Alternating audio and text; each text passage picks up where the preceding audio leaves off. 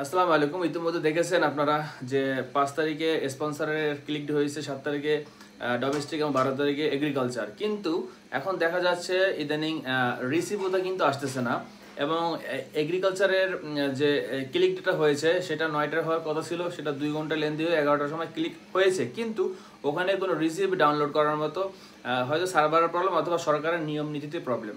সরকার হয়তো বা একসাথে নুলস্থা দিতে পারে অথবা কোনো একটা পদ্ধতির দিকে তারা আগাইতেছে, সেই পদ্ধতি সে সংবাদটা এখন পর্যন্ত আমার জানা নাই অথবা কেউ জানে কিনা জানি না। যদি কেউ জেনে থাকেন যে সামনে ইতালি থেকে যদি কেউ ভিডিওটা দেখে থাকেন আমার অবশ্যই জানাবেন যে এই কমেন্টস বক্সে যে এই রিসিভতার প্রক্রিয়াটা সে কি সিস্টেমে সরকার এটা ডিস্ট্রিবিউট করতে চাচ্ছে। আসলে কি রিসিভতা দেবে না যারা ক্লিকে অংশগ্রহণ করছে রিসিভতা দেবে না ডাইরেক্ট নুলস্থা দিয়ে খুব অল্প টাইমে নুলস্থা দিয়ে ভিসা দিয়ে দেবে।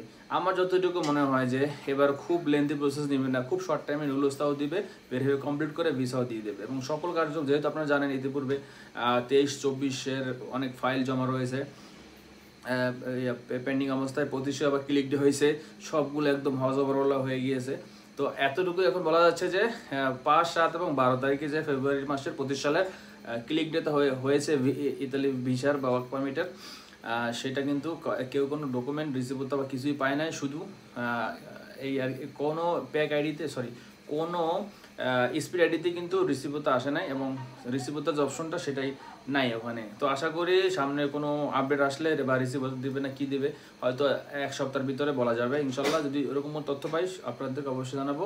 তো এই ছিল আমার ইতালির নতুন ফ্লুসের আবেদনের সর্বশেষ খবর রিসিভতা। তো এখন পর্যন্ত রিসিভতা দেয় নাই। তো অনেকেই এই বিষয়টা জানতে চাচ্ছিলেন, সেটা আজকে ক্লিয়ার করে দিলাম ভিডিওর মাধ্যমে। এবার আরেকটা জিনিস, এবার যারা ক্লিক হয়েছে এবং আপনি জানেন যে এবার যে সরকার নির্ধারিত যে কোটা ছিল লোক নেওয়ার, সেই কোটা থেকেও মিনিমাম অল্প 5-7 হাজার বা 10 হাজার কমে কিন্তু আবেদন পড়েছে এবং সেই আবেদন থেকেও 5-7-10 হাজার কিন্তু বাদ পড়েছে। বাদ পড়ার পরে যারা ঠিকছে আশা করি ম্যাক্সিমাম নুলস্থ উঠবে, ম্যাক্সিমাম নুলস্থ উঠলে এবং ভিসাও ম্যাক্সিমাম পাবে। মনে করেন যে 90% ভিসা ইনশাল্লাহ এবার পাবে। 25 সালে যারা ফ্লুসিতে আবেদন করেছেন, আর 24 সালেরগুলো আবার 23 সালেরগুলো একটা কথা মনে রাখবেন, আমার জানা মতে, আমার দেখা মতে, আমার নিজেরই কাজ ক্লায়েন্ট 23 সালের, কিন্তু তারা কিন্তু এই যে 24-25 সালে এসে কিন্তু ভিসা পেয়েছে জানুয়ারি মাসে। তাহলে অনেকে 1 বছর, 1.5 বছর, 2 বছর পরেও কিন্তু ভিসা পাচ্ছে। তো এইটা মাথায় রাখবেন। ইউরোপে যদি দেরি হয়, মালিক যদি ঠিক থাকে, অবশ্যই আপনার ভিসাটা পাবেন।